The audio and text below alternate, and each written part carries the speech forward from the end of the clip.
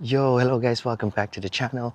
In today's video, we are going to talk about a different topic, but it's still related to Christianity. But I believe that everyone, um, doesn't matter what denomination you are in, can relate to what we are going to talk about today. So today we are going to talk about obedience, right?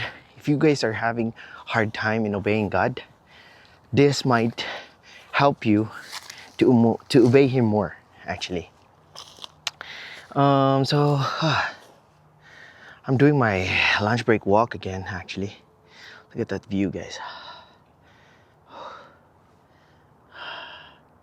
So that's where I work. So yeah, anyways, today we're going to talk about obedience. So I know that we thought that after receiving Jesus Christ, life would be smooth sailing. Life will be easier, right? But the thing is, it's not true.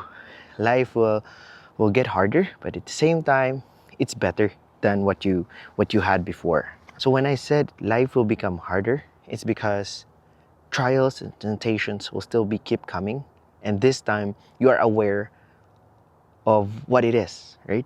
You are aware that it's a temptation. You're aware that it's a trials, right? But it's still gonna be keep coming because Jesus allows that to happen, or God allows that to happen. It's because it will help us grow in terms of our spiritual life.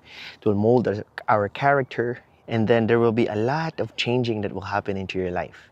Like, for example, your bad habits, your darling sins, you will want to change it after you receive Jesus Christ.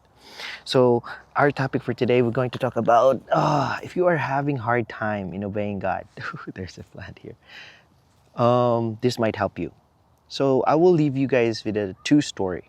This stories was reminded by my good friend when I was in Central Philippine Adventist College. His name is Jasper. He reminded me with two stories in the Bible: the story of the rich young ruler and the story of Zacchaeus.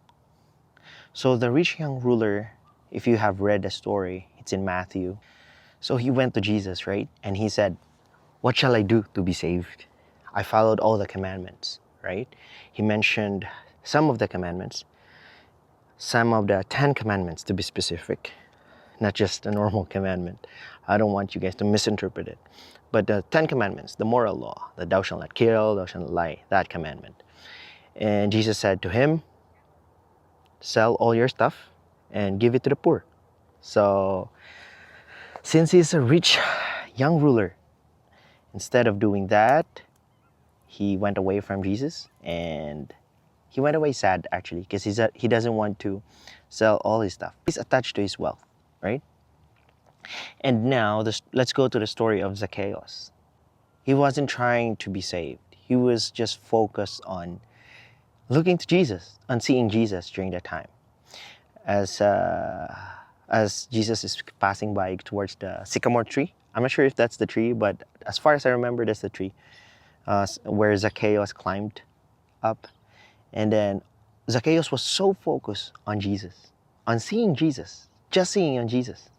And then after that one, when Jesus decided to dine with him into his house, he voluntarily said to Jesus that, I will sell all my stuff, all those debts that he had to the like in other words, he was so willing to do the right thing after he met Jesus.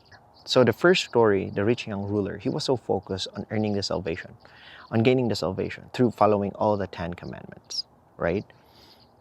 But the thing is, when Jesus asked him to sell all his stuff and give it to the poor, he didn't do it. While Zacchaeus, he wasn't focused on that part, but what his focus was just seeing Jesus. Having Jesus in your life doesn't mean you don't have to obey him anymore. Don't get me wrong, right? My point here is just where they focus their salvation on, right? So the rich young ruler focused his salvation through his works. But Zacchaeus was so focused on just seeing Jesus. And then after that, everything follows naturally, the obedience, right? Jesus doesn't have to tell him, go sell your stuff and give it to the poor. He just voluntarily did that one after meeting Jesus. The lesson that we can get from them is that where they focused their foundation on. So again, the rich young ruler focused his salvation on his works, on what he did, and following the Ten Commandments. But don't get me wrong, I'm not saying that we don't have to follow it. But Zacchaeus was so focused with Jesus that after meeting him, he voluntarily did what Jesus asked to the rich young ruler without any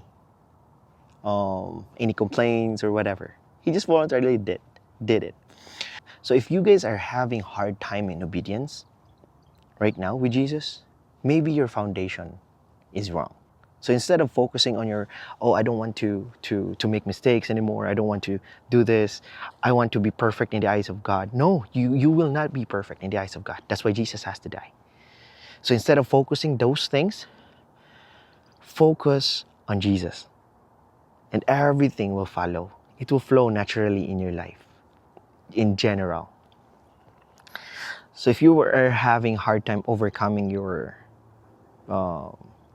let's say your drunkenness or your bad habits or your darling sins, maybe you're just so focused on changing it without Jesus in it. But this time, do it with Jesus first, and then that will follow. The overcoming of that part will follow. So focus on Jesus. Don't focus on not committing mistakes, but focus on Jesus, and then the not committing mistakes part, it will just flow naturally in your life. So that's what I've learned with our conversation with my good friend.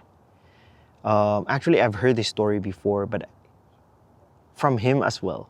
But he just reminded me of it. So I was having a hard time actually to not to make mistakes anymore, right? Because of course we're already saved. That's why we're following the commandments. That's why we're trying to be good, because we're already been saved to Jesus. And we don't want to commit sin again and again. But the thing is, I was so focused on the wrong foundation. Instead, I should focus on Jesus. If I commit sin, it's not me, as what Paul said, right? It's my carnal nature.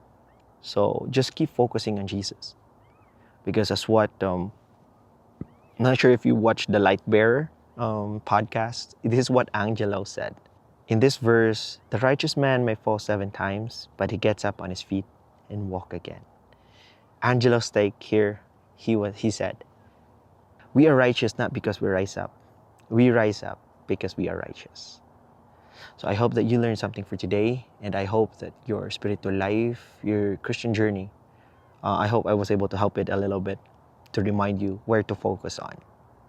Always focus on Jesus. I'll see you guys in my next video.